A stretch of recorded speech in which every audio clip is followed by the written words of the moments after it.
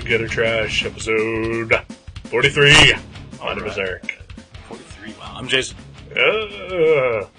We are reviewing Low Moon by Jason. And... Oh, you fucker. You ruined my joke.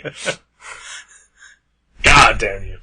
Oh, what was your joke? My joke was I was going to berate you for choosing a book of your own work, and that I was going to give it a negative review, and then you were going to say it's not you. Oh, okay. And then I was going to say, oh, well, then I've completely changed my opinion. That's why we should plan these things out. Yeah, a little bit. Yeah. That's why we suck. Yeah. Well, no, there's millions of reasons. See, I thought about, before doing this, I was going to be like, okay, just play along. Yeah. But we don't like to play along. We don't like to... We're off the cuff. Yeah. That's why we're so Good. horrible. Oh. Yeah. Horrible. That's right. The opposite. Oh, that was almost like it was playing, though. Yeah. That was pretty good.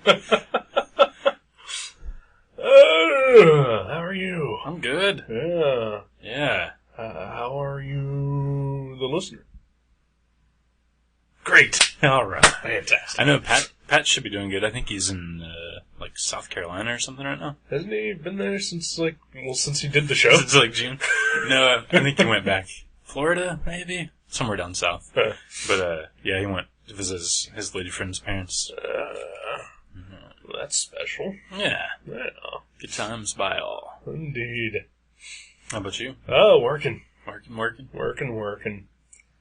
Making designs for airplanes and secret government computers. Nope. Just, GE. GE, yes. But, nope, just, copying and pasting countless lines of HTML code. Ooh, yeah. Yeah, Sweet. copy paste. Wow. Find and replace. Lots of just scrolling text. A lot of Control V's. Oh, a hell of a lot of Control V's. Wow.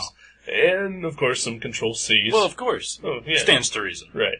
But then there's the occasional time where, because of the C and the V are next to each other, you accidentally hit the Control C when you mean a V, and you copy whatever else was there, and you've lost the entire thing you've copied before. Right. So annoying. Super bummer. Yeah. Super bummer. Super bummer indeed.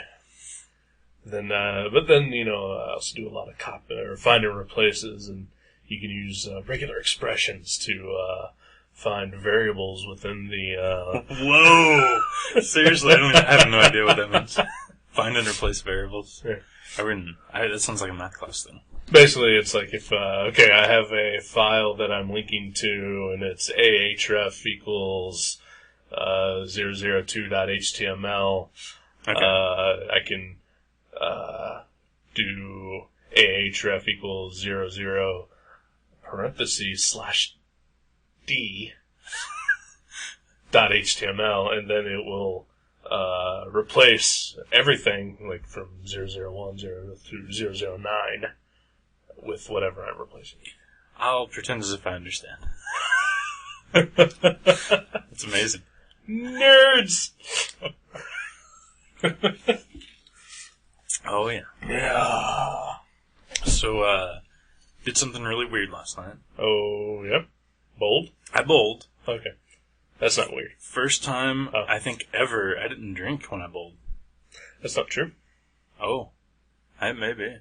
No, I don't think so. I think I've been bowling with you where you haven't drank. Really? Yeah. No beer. No beer. Yeah. I can't remember. It's been a while. Usually you just have, the can of the whatever's cheap. Right. And occasionally you get a pitcher. Right. But, no, I've seen you not drink. I can't remember. It must have been a while. But I did better. Yeah? Yeah. Really? Yeah. Huh. What'd you get? Well, usually I just try to break 100, which, 8 times out of 10 I do. Not always. Right. But always I get a much better score the first time. And then last night, when I wasn't drinking, I got 110 the first time and a 130 Wow. the second time. Nice. Yeah. Good job. Yeah. Good job. So I'm like, maybe I shouldn't drink Yeah, when I bowl. Yeah. Usually whenever I bowl, I do probably about 80, 90 on the first game, and then probably 60 on the second game. Yeah. Because I suck. Well, no. I'm fucking awful. Well, we're all, what we are. we're all subpar. Awful. Yeah, we're all awful. Except for Joe and Joe's decent. Occasionally Jeremy does pretty good. I think Jeremy kicked ass last night. But yeah, it was weird. I had a lemonade. Maybe that's the key. Could be. Maybe that's your spinach. It could be. It totally could be. Huh? Like, oh wow, I could be a superhero. I could be driving down the street and I see a bank robbery and I pull over to the lemonade stand. 2 kids just there you go. Down a couple 5-cent Dixie cups full of L juice, as I like to call it, and then kick ass. Yeah, it could be. That sounds perfectly reasonable. It's logical. Perfectly logical. Right. It's just too bad you're not Banana Man. Oh, yeah. Too bad indeed. I love Banana Man. As did I. It's good for potassium. You never get those Charlie horses when you wake up in the middle of the night. Really? Yeah. Really? Yeah. Maybe I should eat more bananas. Yeah, see? Banana Man saves the day again. Fuck! I don't care for bananas that much, but... you could smash them up, put them in something. I do like having, peanut butter banana sandwiches. Ooh. Yeah. Moment of silence for E. No, he was different. Oh. He liked fried peanut butter banana sandwiches. Well. And I believe also occasionally with bacon. Well. This is just wholesome, fruity bananas, Alright. cut up. You put them on a piece of bread, and you put peanut butter on another piece of bread, and you just put them together. So this is like, because there's no banana jelly, you've created the banana flavor. I didn't create this. Well. But yes, it's banana in place of jelly. Okay. Huh. I like it. Yeah, I like it. I'm behind it. Good. I'm behind it. You should be. I'll try it. Yeah. I know I've had, blueberries on peanut butter. Yeah. And my peanut butter and blueberry sandwich. There you go. It was tasty. Yeah. Because I had a blueberry jelly. I'm pretty sure there probably is a blueberry jelly. No, there is. Okay. And it's good. All right. Not a huge fan of blueberries. Oh, I love them. Had some today. Help oxidize your brain and your blood. I could use that. But, I mean, I like them. I just, I don't know. There's something about them that I can only have like a real small handful at once. Yeah. Yeah, you can't eat very many of them. They're kind of tart. Yeah, tart. Yeah. There we go. That's good. Yeah. My mom went over to my parents' house, to the parents' house on Monday, and she had a bowl of, I think they were either raspberries or they were blackberries. Ooh. And not the cell phone, but the fruit. Like a whole bowl. She didn't have a whole bowl of technical equipment. Right. That'd be weird. That would be weird. But yeah, I was munching on those all night. Those are awesome. She had some rotting strawberries too. Ooh, those are rotting strawberries. Oh no, I need to get some strawberries. Yeah, strawberries are awesome. They're kind of out of season though, probably. For a big fat guy, I love fruit. Nothing wrong with fruit. Nothing wrong with fruit at all. All right. Yeah. Today on Fruit Review, we're going to talk about tangelos and ugly fruit. I was, Have you ever had a cherimoya? I'm not kidding. It is quite possibly the greatest fruit on earth. Never heard of it. It is. Okay, imagine it's about the size of, I'm trying to think of what ball. Like a handball. You know, like a small ball. Like bigger than a baseball, smaller than a basketball. Softball size? Bigger than a softball. Like a Nerf ball size? Ooh. It's smaller kickball? Smaller than kickball. Bigger than softball. Okay. That awkward size in between. Alright. And, it tastes like a strawberry and a banana mixed together. It tastes like pure, it's like a dessert, except for it's a piece of fruit. They're like $6 for a piece of fruit. Wow. That's pricey. It is. And I bought one at Meijer once, and it was worth every penny. Really? Yeah. Wow. Never heard of it. It's never heard of it. Cherimoya. Cherimoya. I'll have to go back and listen to this episode to try to remember that at some point. I'll split one with you at Meijer sometime. Alright. That's the only place I've ever seen with them. I think maybe Jungle Gyms has them too. Yeah. When we get up to Chicago, maybe that Whole Foods place has it. Cherimoya. Yeah. That'd be good. Yeah. Alright. Want to talk about a comic? Yeah. I don't. Fuck comics. Has there been any big news in comics lately? I haven't heard a thing about not Pete, something in comics that happened. No, never mind. Let's just talk about this book. Okay. Hello Moon by Jason. Hello Moon by Jason, who's not you. He's not me. Not you. I can't tell you how many times people have asked me that at Mavericks, because we carry like all of his books, and like they're not super detailed drawings. They're like cartoony and, you know. Could be a very similar style to you. Right. Yeah. I mean, he's much, much better, but to the guy that only reads, like, Wolf's Portatio books, he's just as crappy as I. Right. You know, in their mind. I can't tell you how many times people are like, is this you? Did you do this? Even fellow employees have asked me. Really? Yeah. Really? Can you name one? Joe Craven. Okay. Yeah.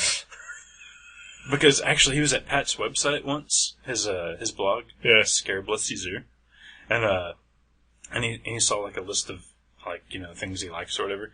And he clicked on the one that said Jason, like, and it said all these comics. He's like, "Hey, I didn't realize you did so many comics." And I was like, "Oh yeah, I've done a few." And he goes, when he was like at the computer, right? And I walk over and he's like, "Did you do this one here about Frankenstein or something?" I was like, "What?" And I looked and he's looking at Jason from Norway's comic. Right.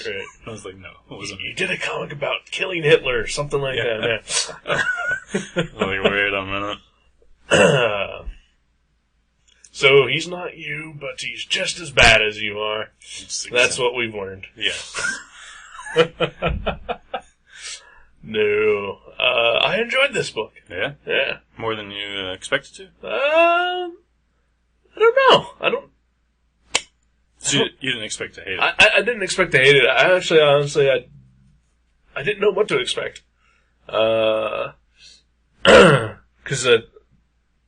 I've never read anything by him before, but I've like scanned through some of his books before, and I've seen pages. I know you recreated a page of his like a year ago or so for a Christmas present for Pat. Yeah. And I remember reading that page, and I thought it was cool just because of like what the contents of it were. Right. And it wasn't like anything nasty or anything. It was just two people having a conversation. And as if something cool is necessarily like the first thing people think of, like, oh, it must have been pretty nasty. Well, you know, I'm pretty low common denominator, so no, you know, that's hilarious. So you know, my tastes run towards torture porn, all right, stuff like that. So bovine slaughter, like, people pissing on each other, that type of stuff.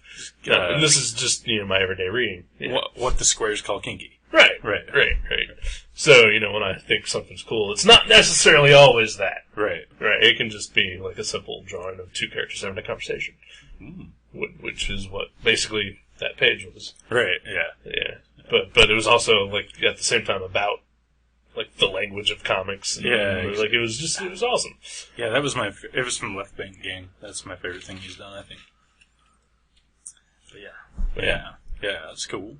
Very cool. Yeah, so otherwise, I wasn't really sure what to expect with this, and I enjoyed it. Yeah, just, in the 5 minutes it took me to read it. It's really fast. Well, that's the thing about his.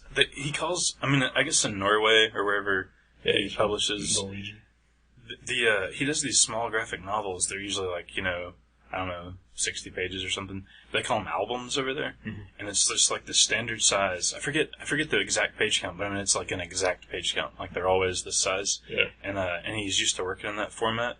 I remember reading this interview with him like a year ago, and he said that he's got this pretty like growing American and Canadian audience. International. And he's going international. And he said that the complaint he hears the most is how fast and short his books seem to be. Even though they're like 60 pages long. Right. You can literally read them in like 5 minutes. Yeah. So he said he was going to do a longer one, with a bunch of short stories, to like sort of appease even it out, us. Yeah. Well, part of it is the fact that I would say 60% of the panels are silent. Yeah. And they're all so simply drawn. Like, there's not a lot of detail to, absorb yourself in. Right. I mean, it's just basic, solid storytelling, panel per panel. and For sure. most of it's silent, so you can gloss over some stuff, here and there. Yeah, I think he's a master at storytelling as far as, like, even if a character doesn't have an expression on his face, you know exactly what they're supposed to be thinking or feeling. And he puts just enough details that you know exactly, where they are and what they're doing. I mean, there's no extraneous lines. Right. There's never any Dare-esque moments where you're like, am I supposed to be looking at that can of soda? Is that important? Right, I mean, there's none of that. It's just always like... Everything that's on the page is supposed to be there for a reason. Right. Yeah. Yeah, but there's not much there. Right. As far as just line work. Yeah, I think he's one of my favorite as far as just storytelling people working. Just like scene transitions and like I don't know. He's great. Yeah. Sure. Every story in this book is like all the characters are anthropomorphic. Mm-hmm. Cats, dogs, birds. I think that's pretty much it. Yeah, mostly cats and dogs usually. Yeah, with the occasional bird character. Yeah, I think he's maybe had a rabbit maybe once before too. Yeah. I mean, so everything he does is all anthropomorphic. Yeah, it's bizarre. I mean, he's done probably like 10 books like that where he basically has this cast of characters. It'd be like if he's the... It's like he's doing a sketch show. Right. And he has these like 5 characters, and they always have different names and personalities and characters. Yeah, it's really cool. And sometimes they're hilarious and like slapstick comedy. Yeah. Like it's like Albert and Frankenstein. Yeah. No, Abbott and Costello. Or sometimes it's like Alfred Hitchcock stories. Right. Which I think almost covers the gamut of the stories in this book. Yeah. It's a collection of short stories. There's four or five. 1, 2, 3, 5. First one is Emily Says Hello. Second one is Low Moon. Sorry. Huh? What? Oh, I was going to say, Low Moon was, like a year ago, it was serialized in the New York Times. They put it in there. Yeah, I think it says there on the cover. Yeah, Low Moon was originally serialized in the New York Times. All other stories appear here in English for the first time. Ooh. In English. Yeah. So we could read it. Yeah. Third story is Ampersand. or whatever you want to call it. Proto-film noir.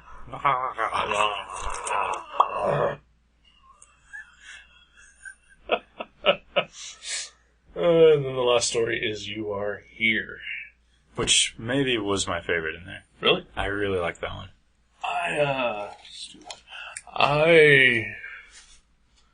don't know which one was my favorite. I think Proto-film noir was near the top right up until the end. Yeah, the last panel. Yeah. Yeah, I had no idea what the fuck that was. That was pretty funny, though. Explain it to me, then. I mean, the story is pretty self-explanatory up until that last panel. Well, he was like, I mean, you could tell, like, you're like, where is this going? As a reader. And then, spoiler, he opens the jail cell and all the guy that he thinks he's been killing over and over. There's like 7 of them, and they're all like zombies or something. And he goes, "Oh, I knew something like this was going to happen." It's just like that's the only possible conclusion out of one panel, or one page. And he said that in that interview, actually, a year ago, he was just talking about this book, and he just had ideas for these stories, and he said that one was supposed to be The Postman Always Rings Twice. I think that's what he was talking about. Maybe he was talking about the first story. I've never seen the play or the movie. But yeah, I think that one's just supposed to be a slapstick comedy. Oh, it was great up until that point. It's basically sort of like Groundhog's Day in like a bizarre way. Just it's so hard to talk about these stories too, because like whatever I say to describe them, I don't think is going to do it justice. Right. But there's basically these cave people. Yeah. But they have a house. That's the thing. I think there's a car. He loves taking like archetypal characters and just doing something with them completely different. Like in Low Moon, how it's like every character from every classic Western story. Right. But they're sort of like instead of a bar, it's an espresso bar. Right. I mean, but they have the guy that gets shot and falls off the roof in every Western. Right. Like that happens. Yeah. And the showdown, except for it's a chess game and stuff. Right. I mean, I think he loves just taking characters, especially film characters, it seems like. I think seems like a bigger film buff than a comics buff, but he loves taking characters and just messing with them and tweaking them and putting them in weird situations. Yeah. That accurately describes, I think, most of the stories in this. Low Moon is it's a total Western, but yeah, there's instead of gunfights, it's chess. They're chess play in town. No guns and beers. Yeah. The espresso bar. But then at the same time, there's like people with cell phones. Yeah, and they're sitting on the porch like, I don't like this. Yeah, sometimes I think I hate people. Yeah. My favorite panel though is when the guy sips his espresso and there's like that one silent panel and he goes, "You call this espresso?" and he punches the guy. That's awesome. There's like the big fight scene where the character tries to punch someone, but then he ducks and he punches someone else, and then like this huge fight breaks out. It's the standard of every Western. Right. Yeah. Yeah, it's awesome. But it's not like, it's like he's taking these things that you can recognize and just playing around with them, having fun. It's not like, oh, I've seen this before. It's not that kind of thing. Right. He's doing it with the knowledge that you have seen this before. He knows you have. Right. He's playing to that. Right. I like how, like you said, some of them are hilarious, like the two we were just talking about, and then there's some dark ones, like the first one. Emily Says Hello. Yeah. I was going to say that I think that might have actually been my favorite one. Yeah. I really liked Proto-Film Noir, but Emily Says Hello was definitely, I think, my favorite of the stories. It was pretty dark. Yeah.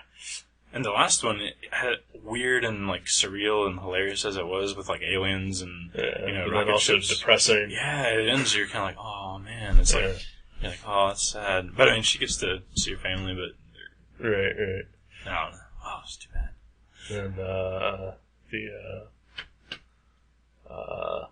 the and yeah, that was also one of those where it's just an equal mix of hilarity and depressing. Yeah, like I love when she finally gets in and marries the guy that keeps wanting to marry. She's like, oh, why not? Yeah. and the scene that they keep repeating leading up to him asking her is just shortened because it's just like, right. You've seen it so many times that it is kind of like Groundhog Day. How like at first you see the same scenes longer and longer, and then there's like this eventually they just show a snippet, and you know exactly what all just happened. Right. Yeah. Oh, what else was I going to mention about him? This is funny too. We've sold a few of his books, which surprises me because our clientele is mostly just Marvel. They're DC. Supporting you. Right. Yeah, they think they're supporting me. No, but there's a guy and this was a few months ago, and one of his smaller books had just come out, and he was like, "Hey, do you have any Jason comics?" And I was like, "Yeah." And I took him over and I was like, "This one actually just came out." You gave him panic attack. And I gave him panic. No, he didn't have a panic attack. Oh. No, but I showed him. I forget which one was new. It was like Last Musketeer or something. And I was like, "Yeah, we got this one." He goes, Jason hockey mask. I was like, Friday. Okay. And I took him over and he bought like 10 issues of Friday the 13th. I was like, damn it. Because that's the first time anybody ever asked about his books. Right. Well, obviously it wasn't anyway, so you still have that first time left. Yeah? Oh, wow, yeah. Well, my first time's still on its way. Yeah. Your cherry remains unpopped. Oh. Your Jason cherry. Yeah, it's been unpopped, yeah. But he does have some, a couple of his books are completely silent. Yeah. Which, those are a lot of fun. Like, one of them's, like a horror comedy kind of thing. Like, it's got, I think it's a zombie epidemic, I believe. But you could read that one in, 40 seconds. and it's like 60 pages. What's it called? What is that one called? I think it's called... It's not Why Are You Doing This? It starts with a W, though. Does he have a list of them in here? Yeah, right in the back there. Looking. I think it's called The Living and the Dead. I think that's what it's called. See, it starts with a W, just like I said. But I think one of my favorites is a book called Hey Wait, which I think is his first one. And he even said, oh, it's kind of rough. But I really like that one. It's like two childhood friends and, something goes wrong. One of them walks faster than the other. And they can't. Yeah. And the other one keeps saying, hey, wait. Yeah. It's tragic. You see. Yeah. You see how it unfolds. I totally connect. And also, actually, the book we were talking about earlier that you picked up at Maverick's, Strange Tales. Yes. He has a Spider-Man Doc Ock story in there. Really? Yeah. Awesome. Awesome. Yeah. Oh, I'm looking forward to that. I'm looking forward to that book. Yeah, I'm so excited about it. It's like a 3-issue series. It's going to be... It's like my wet dream to see all these people. Like, I forget the guy's name that does like Perry Bible Fellowship. He's hilarious. He's got some stuff in there. What is the Nick Bertazzi's MODOK story was great. Yeah, I read that one right after work. Good stuff. I will have to wait because I cannot afford comics today, but we'll get them probably tomorrow. Sweet. Especially that one, because my good comic shop employees, they stuck that in my file for me. Made sure to grab you one. Oh yeah. They're good. They are awesome. They're like the bear trap of comic shop employees. Also read Sweet Tooth that came out today. Yeah. It's pretty good. Yeah. I'll at least check out one or two more and see how it goes. You should check out The Nobody. The Nobody. Yeah. A hardcover? Yeah. Yeah. But the same guy. Yeah. Yeah. I haven't read anything by him. I've heard he's good. I enjoyed The Nobody, but I did not purchase Sweet Tooth. I like trade paperbacks. This one was only $1. Still, so was Greek Street, and that was awful. That was not worth $1. Yeah. I did read that Jeff Lemire, the creator of Sweet Tooth, and The Nobody. He's got a thing where you can mail him your copy of the first issue, and he will sign it and do a sketch for you. Really? Yes. He's nuts. Didn't he have something weird like that with Nobody? Yeah, like if you pre-ordered The Nobody and send him confirmation that you ordered it, then he would do a sketch for you. That's so cool. Yeah. What a great guy. Yeah. Pretty awesome. So you could mail out your issue of The Nobody or the Sweet Tooth and get it autographed and a sketch. Wow, maybe I should. Yeah. He might be offended though because it's a little beat up already. Why would anyone be offended by that?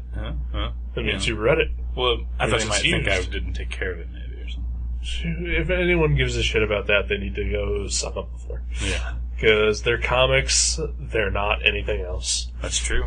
The first time I ever met Dave Sim, I was like 18 or 19. Yeah. And I took my favorite issue of Cerebus, which I had the cover, I'd removed the cover, and it was like tacked to my wall because I loved I was like, this issue is amazing, and so I was like, I'm gonna get that issue signed. And instead of like buying a new one, I just took the one that didn't have a cover. Yeah. And I stood in line behind a guy that seriously, he must have got like 80 different issues of Cerebus signed, and Dave Sim, fan friendly that he is. I mean he loves his fans. Once they'll sign a waiver, right. He did a sketch in the first issue and then signed every single other one that the guy did. And then I walked up next and my friend was with me, this guy named Abe, and I was like kind of shy about meeting him. And I was like, hi, and I just stuck this issue down and he goes, oh. He stops and looked at it and he goes, this one isn't in mint. That's what he said. And my friend Abe goes, yeah, the cover's hanging on his wall. And Dave was like, that's really cool. And he just signed it and he drew a sketch of Cerebus on it. That's cool. Gave it back to me. I was pretty stoked. Excellent. It's a good thing that Dave Sim did something good in his lifetime. Yeah. Cerebus was good. I should pick that. I should pick Cerebus, the whole story. I will veto. The whole 6,000 pages. Because it's one story. We can't just read it. Chunk it. Yeah. You're right. Let's go ahead and do it. We'll do it now. We'll take a hiatus from the show for a year while we read it. Right. Because we'll have to share your copies of it, because I obviously don't have my own. And then we'll come back and review the entire 300 issue run of Cerebus. That'd be awesome. No, it would not be. We could do one every other week for a year. You could start your own podcast like Tom vs. the Flash. Jason versus the Cerebus. Oh yeah, I could do one a day for a year, because I think he's done a bunch of like one-shot stories and other anthologies and like the Spawn issue with Cerebus. Right. So I could review all of his appearances one a day for a year. Yeah. That'd be amazing. And then you can talk about how he's screwing Gerhard out of money. Is it really? Yeah. Oh man, that's too bad. At least according to Gerhard. Aw, that's too bad. Yeah. Gerhard's awesome. He is indeed. I would say he's the better artist. Oh. No, well, I don't know, because the only Dave Sim art I've seen other than Cerebus is Judenhaus. Oh, yeah. Which was all photo referenced. Right. So, I mean, it was all amazing, yeah. But, at the same time, is that his art? Right. Yeah, it was very similar, like the way he like did shading and like the line work and things. Right, but I could see Gerhard did that in Cerebus? Just the backgrounds. He only did the backgrounds. Okay. He didn't do any characters. Alright. Yeah, those guys are amazing. I just bought a big chunk of Cerebus early issues on eBay. So I've got I'd say about half of them now. I'm trying to get a whole run. All the early ones, though, those are expensive. I would imagine. Insanely so. I don't care. about my collection? About Cerebus. Okay. Or Dave said. Cerebus may be my favorite comic of all time. Maybe. It's up there. It's in the top 5 for sure. That's an ambush bug? Fighting it out? Ambush bug. Archie. Archie gets married. Camelot the newest issue. Archie. Hey, Camelot 3000 is good. Fuck you. Hardware. DC, Milestone. Oh, Milestone. Sorry. Actually, I did like Hardware. Really? All these books. I don't know why. Every single book I've named I actually do like. I can't think of a comic. Once I know I don't like a comic, I just sever it from my synapses. I can't even remember the names anymore. Zombie. XOMBI. I never read it. I didn't read any Milestone. I think because I'm a racist. I think I read no interest. Hardware and one other one, like Icon or something. I did like the Static Shock cartoon. I saw one episode. Not bad. Yeah, pretty good. But yeah, no interest in the line of comics. I like the artwork in Hardware. I can't remember who did it. But Dennis Cohen? Is that who that was? Or did he do Icon? No. I can't remember. Dennis Cohen? Dennis Cohen? Dennis Cohen. We'll say Dennis Cohen. Because I can't remember. The guy who did The Question with Denny O'Neil? Is it really? That was him? I don't know. Okay. I know he did one of those books. Okay. Yeah, Hardware looked cool. I think he did Hardware, because it was like that real sort of sketchy... Oh, yeah. Yeah, the crazy lines. Like almost... Yeah, that definitely Dennis Cohen. Okay. Yeah, he's good. Good At least stuff. when he wants to be, he's really good. I always want to be good, and I'm only 30% right now. Yeah, well, there's wanting to be good, and then there's phoning it in. Yeah. And I'm sure if you phoned it in, it would look even worse than your 30%. Wow. I don't even want to imagine that. It might even look like Norwegian Jason's art. Ooh, that's if terrible. you were just phoning it in. That is terrible. That is awful. I figured we needed to try. I don't know. Bring it back to him somehow. Somehow, yeah. Although I can't really think of much else to say about this. Yeah, like I don't really want to spoil the stories, and I think fans of film, like film buffs that know the language of film, would get a lot out of his stories. Not just this one, but primarily that's a theme that runs through his books. If you like any sort of genre of film, like if you're just appreciative of the medium in general, I think you'd want to check out books by Jason. I definitely wanna take a look at some of his other stuff. Yeah. Sweet. Yeah. We've got a few over there at Mavericks at 2312 East Dorothy Lane, Kettering, Ohio, 45420. You probably also have a few at your house that I could just borrow for free, right? I think I've got 5 or 6 of them. Yeah. But I'm a close personal friend, and others who aren't your close personal friend, they'd be able to find the books at Mavericks. They're always 25% off. That's right, 25% off. Or Amazon or eBay. Burn.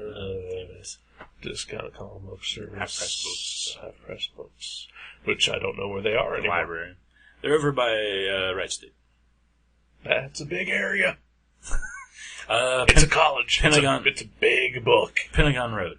It's a big book. What the fuck did? Yeah, it didn't make sense. No, it's a big bookstore. Bookstore near this huge college university area. So, where did you say that this big book store is? It's on Pentagon Road. Pentagon Road? Mm-hmm. But you mean I think Paragon Road? Paragon? Pentagon Road? I think it's Pentagon. Pentagon. Yeah, it's shaped like a pentagon. It's like, you can never really... Pentagram Road. Pentagram, that's pretty evil. No. They are half-price books. What does it mean? I don't know. All I know is that they have a $50 Fathom book in their, super prestige section. Really? Yeah. Fathom, the Michael Turner? Yes. Which one is possibly worth $50? Is it like a number out of 25? I don't know. It looks like a trade. It's thick enough to have a spine. Really? Yeah. That's bizarre. Yeah. Why would anyone pay $50 for a Fathom? Obviously it hasn't, because it's been there for, a year. Yeah. They usually have some really good deals. I've bought some Will Eisner books for $4 there. Yeah. I bought Black Hole. We did a couple episodes ago there for $6. That's amazing. It's so worth it. Yeah. It's like a fifth of cover price. I was like, oh yeah. As soon as I saw it, I was like, yep, this is it. Do they know they're called half-price books, not a fifth-price book? Hey, sometimes you just get that crappy book in that nobody wants. Yeah. And they gotta reduce it until it sells. They flipped open and they saw penises and they're like, it's out of here. Yeah, yep. I bought the first 2 volumes of The Max, there for, wow. Those were only half price. They had, volumes 3 and 4 there, but I couldn't afford all 4 of them. And now volumes 3 and 4 are no longer there. That's the problem with half price books. Oh. Is that, you never know what you're gonna find. Exactly. It's like Mavericks. Yeah. Only cheaper. Damn it. Yeah. Although, with Mavericks, too, you never know what you're gonna find, and, you never know where you're gonna find it. See? At least we have that. Or if you can find it. Or if an employee can find it. Or would be willing to, even if he could. There's all kinds of variables. Speaking of comic shops, though, this is really exciting. Someone came in yesterday. You're opening your own. I'm not doing that. Okay. No, never. This is the only comic shop I'll ever work at. I'll work there for another 40 years, but I would never work at another one. But what if you owned your own? I'd want to own this one. Okay. All right. Which, maybe could happen. 20 years from now. Yeah. But anyway, someone walked in. And they smelled bad. Yeah, he had a baby in his basket. The baby may have smelled bad. I'm not sure. Babies tend to smell like feces. And he was eating it for lunch. He was not. But he said... Going to trade it for magic. He said, probably. He probably would have. He's a magic guy. But he's like, he buys Batman comics. Yeah. And he was in and he goes, hey, he's like, do you do comics? And I was like, yeah.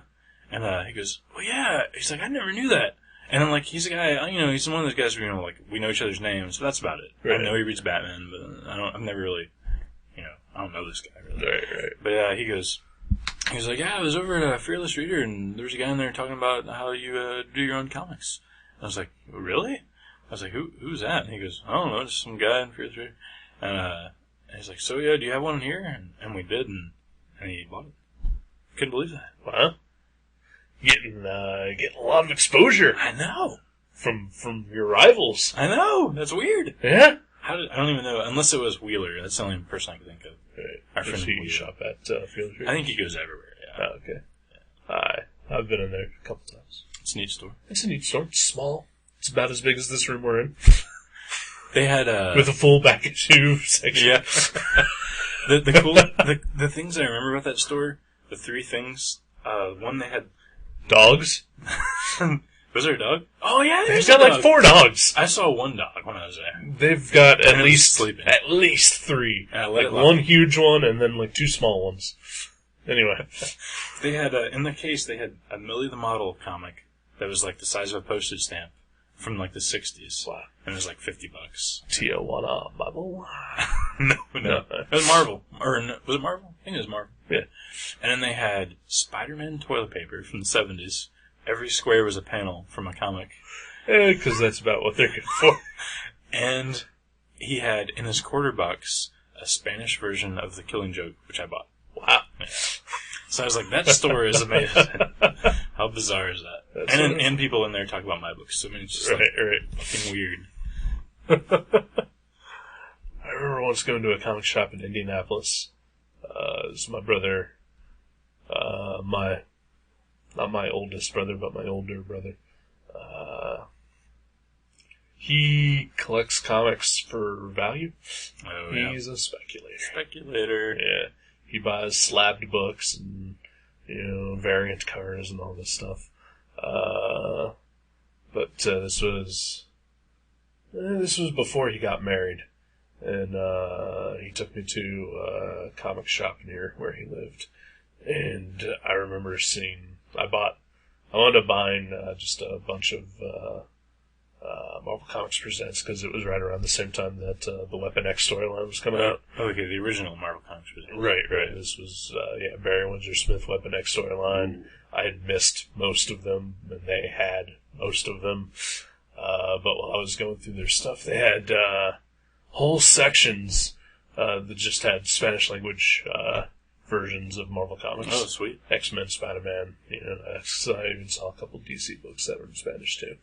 And I really thought about buying some of them, but of course I don't speak Spanish. But yeah. But, cool. That and, Barry Windsor Smith doing Weapon X. Those are amazing. Those are amazing. I think they even had some backup stories about Jay Lee and Joe Maggiero before he was really big. And Sam Keith did some Ghost Rider, Venom, Wolverine stuff. Yeah, eventually. Yeah, I think that was that before? Did Weapon X come before the Sam Keith story? Yeah. Okay. Because I think Weapon X was numbers 72 through 87, and Sam Keith was 89. Yeah. Something like that. I think you're dead on. Yeah. I think Weapon X started with 72. Yeah. Good stuff. Yeah, very good stuff. Poorly colored. Yeah. About the Marvel premiere hardcover of Weapon X a couple years ago, and they didn't really recolor any of it.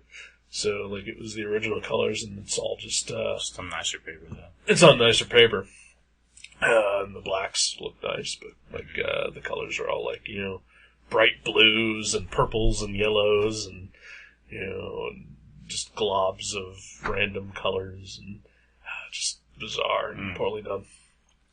I would really love to see them take a swing at it like the Brian Boland reissue of The Killing Joke. That would be amazing. Yeah. Or even black and white. It would probably look good. Black and white would be fucking amazing.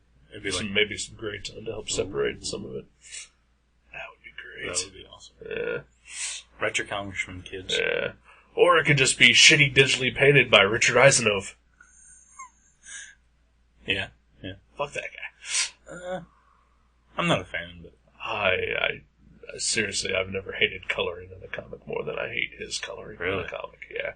He does Iron Man and the Origin and stuff like that, right? He did Origins, mm-hmm. and I think he did some Iron Man covers or something. I don't think he did Iron Man covers, but he's doing the covers now for this, not the Stand, Dark Tower and all the books. Yeah. Not that great. Yeah. Well, my neighbors are home, so let's go ahead and take a break so I can get pissed off and throw something. Okay. All right. Well, I'm going down the road and stop at Fannie Mae. Gonna tell her Fannie what I heard. Her boyfriend said, don't start me talking. I'll tell everything I know. I'm gonna break up this signifying, 'cause somebody's got to go. Jack give his wife $2, go downtown and get some margin. Gets out on the streets. Old George stopped her. He knocked her down and black in the eye. She gets back home, tell her husband a lie. Don't start me talking, I'll tell everything I know. I'm gonna break up this signifying, somebody's got to go.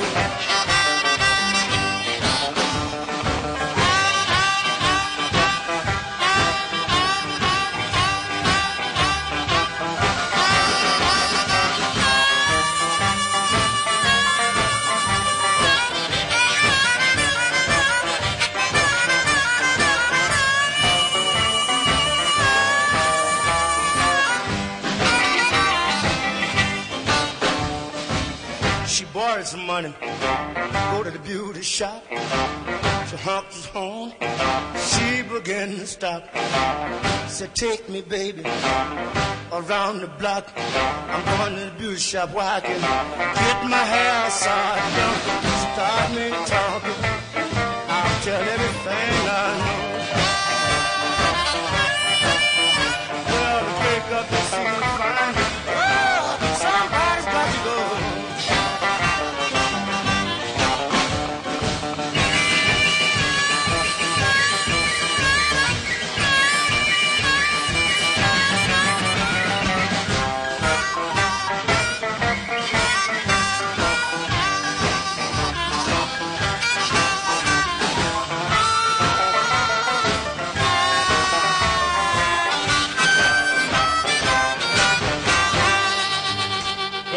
Joy of joys. Yeah. That was noisy. Yeah, it still is noisy. It literally sounded like they were playing Twister with 16 robots. Yeah. And they're still going at it. Yeah. Yeah. I don't know what the fuck they do. Apparently they never sit, but I don't understand then why they're still so fat. But... Oh. It sounds like there's a lot of, like, drawer opening and closing. Yeah. Like file cabinets everywhere up there, maybe? I've, my ex-girlfriend lived up there for like 3 years. Not a lot of drawer space up there. Really? Not a lot. Maybe they just put file cabinets in, though. Could be. All through the hallway. They could have, yeah. Right. Throughout everything, and then like loaded them with traps. Yeah. Ooh, like mouse traps. Yeah. Like, maybe there's like some sort of Rube Goldbergian situation, like when they open the door, then like this big chain reaction gets set off. Oh, yeah. Involving bowling balls. Like every time they want to turn the heat up or something. Right, they just right, open yeah. the door and Yeah. then like this elaborate system Yeah. employs, yeah. That can be the only explanation why there is so much fucking noise from them upstairs. At all times, whenever they're here. Yeah, because you said people lived there before and you didn't hear a peep. Not a goddamn thing. Right. It's bizarre. Yeah. I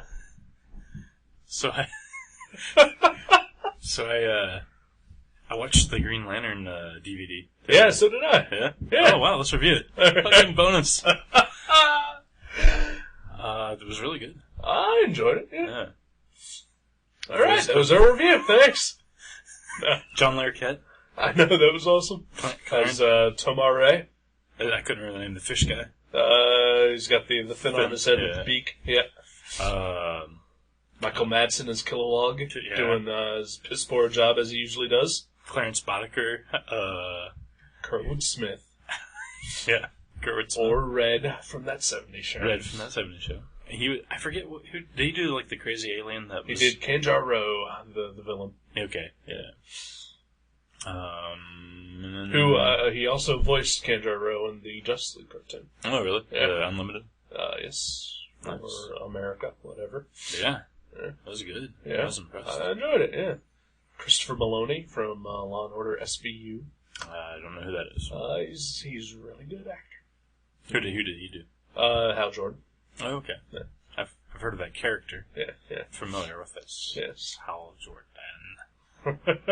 But I thought Sinestro was awesome. Christopher Maloney was also he was the hotel clerk that was in Fair and Loathing in Las Vegas. Trying to remember the hotel clerk. He was gay. Can't remember. Oh, okay. Yeah. He was also in some other movies. Oh, yeah. But yeah, I really dug it. Yeah. Yes, Sinestro was good. Mm-hmm.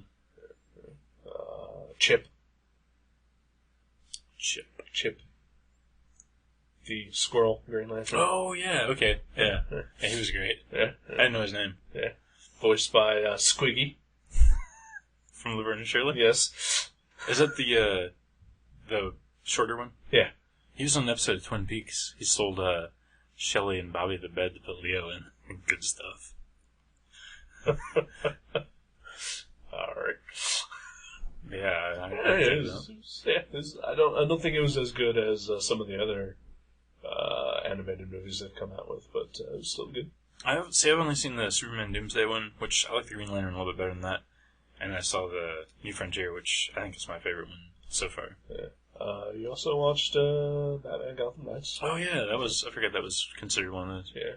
Yeah, that was awesome. The only one you haven't seen is Wonder Woman, which I enjoyed that better than the Green Lantern one. Mm-hmm. But I did enjoy Green Lantern better than I did the Superman Doomsday. That one wasn't bad. It wasn't bad. It was just not that great. There was a special feature on the DVD. I don't know if you watched it or not. The first look at Public Enemies. No. The adaptation of the Jeff Loeb and McGinnis. Oh, really? Superman Batman storyline. Fuck, I'm looking forward to that. Really? Don't know why. Cannot think of any single reason why. That was back when he was good. No, it wasn't. I read the first issue of that. It was awful. I read the first, 10. I thought the first 6 was really good. Oh. I don't know. Well, again, I only read the first issue and it was terrible enough that I never bought it again. Okay. Yeah, I liked that whole story. But I am looking forward to this, animated adaptation of it. Are you going to read the comics before you read it? No. Before you watch it? No reason to. Right. Just so you can compare, as, comic people like to do. They like to be, obsessive and nerdy? And comparing. I'm obsessive and nerdy, but not to that point. Okay. I could honestly just give a shit. They're just fucking comics. Yeah. Who needs them? They're fucking comics and they're fucking movies. They're just there for our entertainment. No need to nitpick or get your panties in a bunch. Hear that, you assholes? Not to the people who actually listen to us, but to the people who should be listening to us but don't because they're assholes. All right. Yeah. Okay. Yeah. I'm with it.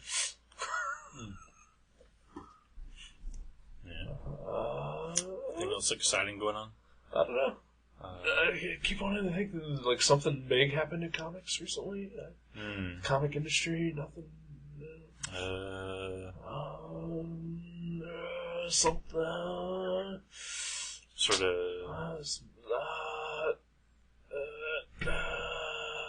Yeah, I don't know. Nothing. Yeah, I got nothing. Yeah. Yeah. Oh, didn't Bruce Timm do a voice in the Green Lantern cartoon too? Yeah, but he does a voice in all the cartoons. Does he? Yeah, it's usually just like a minor character or whatever. Like a younger kid? Yeah. Oh, or like someone that works under the underground with like coal. I'm not sure what you mean. Anyway. The coal thing. Okay, the coal thing. Yeah. You read any other good books? You read any other comics? I read The Darkness Pit. Okay, what'd you think? It was pretty bad. Art's good. The art was okay. His old stuff was better. I've always liked Bill Kuhn. I don't know why either. I always have as well, but not so much in this. Really? Yeah, I think his older stuff was better. I just remember there was like a 2-page spread opened up of like all the monsters or whatever. Yeah. And then, like this splash page. Yeah. I thought that was really cool looking. Sure. I always, I always did like the Pit, and I always liked Dale Keown's art on the Hulk and all that other stuff. And this wasn't that great though. Just the story mostly was just pretty piss poor. Paul Jenkins. Yeah, but I've also never liked The Darkness, so. Yeah, me neither. I even read the Garth Ennis ones, and I couldn't get into it. Yeah, me neither. It's good to know, though, that Garth Ennis also hates them as well, so. Oh, does he? Yeah. He hates The Darkness. Okay. Yeah. Well, I think that was one of his first big things, wasn't it? No, because this was after Preacher. Was it really? Yeah. Darkness was after Preacher? Oh, yeah. Wow. Yeah. Wow, really? Yeah. Okay. Yeah. That surprises me.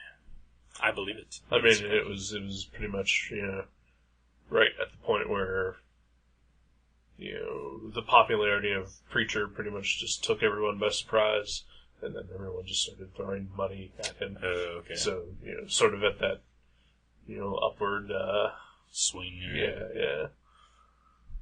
But, it seemed like he was still figuring out his style on The Darkness. Yeah, it was probably just because he didn't give a shit. Right. And they're like, make sure you do all these dumb things. Yeah. And he's like, okay. Yeah. You read anything? Just Wednesday Comics. Been catching up with that. I really like that book. I still have not read one since like issue 5. Mm-hmm. Again, I'll get to them eventually. But You've been buying them, though. I've been buying them. Right. Yeah. Commandy's probably my favorite. Really? Yeah, I like that one a lot. Of the ones I've read, I enjoyed the Metal Man the most. That one's really good, too. Yeah. And it stays good. Supergirl's great. Flash is great. Strange Tales is great. It's awesome to see Paul Pope art that big. Right. Yeah, it's good stuff. There's some great comics coming out right now. I'm just excited about Strange Tales and Wednesday Comics. Yeah. The last issue of Incognito came out today. That's right. Yeah. Now I can finally read those. Yeah, that'd be a good. But I'm excited about that. One of our customers got a letter in the issue of Witchfinder that came out today. Oh, sweet. Yeah, because he came in and he bought it and he went home and he read it, and he's like 50 something. Yeah. And he called back and he's like, "Oh my god!" You would have thought he just became a trillionaire. Right. He was so happy, and he came back and bought an extra copy so he Wow. could have one framed on the wall. Yeah. That's hilarious. Man, I'm happy for him if it brings that much joy. Hey, yeah. I've never had a letter printed in a comic before, so. I've had a couple. And the first one I ever wrote, I never got printed. I wrote the first comic I ever wrote to. I was probably like 10. I wrote to Gru. Yeah. I didn't publish it. Never published. I never wrote to very many comics or anything like that, but of the 4 or so that I did, I never got any published. Yeah. Sure, nothing big happened in comics. Nothing. It seems like I read something online about something kind of goofy. I can't remember what it was though. Oh well, forget it. Yeah, who knows? Let's just go ahead and make a movie for the Okay. show. Well, I was thinking, keeping with the theme, Jason from Norway. All right. I'm gonna pick something very metal. The documentary Metal: A Headbanger's Journey. We haven't done a documentary yet. We have not. I had it narrowed down to 2. I was gonna pick either. Well, should I say the other one in case we ever do? It'll probably be Go for it. I'll forget. King of Kong. Oh yeah. Or that one. Yeah. And I just figured we should go metal. Yeah. I mean, if there's ever a choice in life and metal is one of the choices, Go metal. you go metal. Yeah. I mean, it doesn't have to always be metal, Because Right. I like some pretty low key, relaxing Sad music. bastard. I love the Sad Bastard. Right. Damien Dorado is. I would marry the man, probably. Variety is the spice of life. Variety's- of course. Yeah. but- except for when it's awful, like Damien Dorado. But if there's a choice between 2 things, you choose metal. Definitely. All right. Always. 'Cause fucking metal. Hell yeah. Yeah. And for those who can't see me, I just give the devil his horn. Which is everyone on the planet except for me. That's right. Wow, I felt very special. Yeah, there you go. You are the recipient of my devil horns. Wow. That's pretty metal. I feel pretty metal. I fucking love metal. Fuck yeah. Alright. And, I'm pretty okay with documentaries, too. Yeah. I've never seen a documentary that I didn't enjoy. I have. But, and one of them, actually, the one I enjoyed the least, I still enjoyed a little, but it was, kind of made me feel bad. It was a metal documentary. It was the one about, the kid that offed himself while watching Judas Priest. Judas Priest. Yeah. I forget what it's called. It was the name of a Judas Priest song, but I forget which one. But Sad Wings of Destiny. no, it wasn't. Hellbent for Leather. No. Nostradamus. No. I forget what it was. But Breaking the Law. that wouldn't make any sense. Living After Midnight. It was Nightcrawler. That was what it was called. Highway to Hell. That's not even... good Judas Priest story. Good Judas Priest story. You know Jonathan that works at GameSwap? No. Real skinny, kind of hyperactive kid. Narrow it down some more. Hyperactive kid? He's only hyperactive. He's really hyperactive. But, okay, he used to work at CD Connection. Alright. And, I went in there one day, this is like 2-3 years ago, and I walk over to the counter, he's the only one there, and he's like, hey, what's up? And he's like putting CDs on the shelf, the new stuff, and he turns around and he has a black eye, and it was one of those things where, when people have a black eye, you don't, sometimes if you don't know them real well, you don't really want to say anything or acknowledge it. And I was like, hey, how's it going? He's like, oh, pretty good except for this. And he pointed at his black eye, giving me the opportunity to ask. And I was like, oh, yeah, what happened? Getting a fight or something? And he goes, well, no, I was, putting all the stuff away yesterday, all the new stuff. He was putting the Judas Priest box set on the top shelf, and it falls off and hits him in the eye and gives him a fucking shiner. Wow. And I was like, wow, you got your ass kicked by Judas Priest. That's how metal they are, that their CDs kick people's asses. That is great. Yeah, I was pretty proud of him. Wow. Yeah, that's great. I mean, that's even better than being at their show and getting an elbow in the face, Right. Unless it's by the bass players. Right. That would trump that. But of course. But yeah, buy their actual CDs. That kicks ass. Oh, wow. That is pretty fucking metal. Hell yeah. Oh, man, I'm excited. I wish I had this movie now. Yeah? Yeah. You're in a metal mood. I'm definitely in a metal mood. Oh, what was that? Who did the album? Pat Boone. Pat Boone did the metal mood. Yeah. Oh, man. Good stuff. Alright, well, I look forward to reviewing this movie. Yes. Alright, let's quit. Okay. Bye, everybody's. What? I don't know. I just totally did not expect that. Alright. Let's go listen to your neighbors. Alright. Oh, we have to go anywhere to listen, luckily. Yeah. Everywhere we go, we'll listen. Goodbye.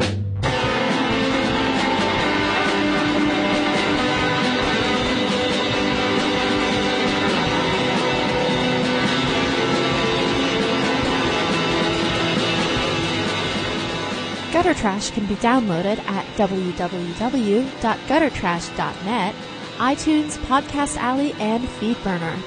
You can also find us at myspace.com/guttertrash_net, seanborn.net, and buyerbewarecomics.blogspot.com.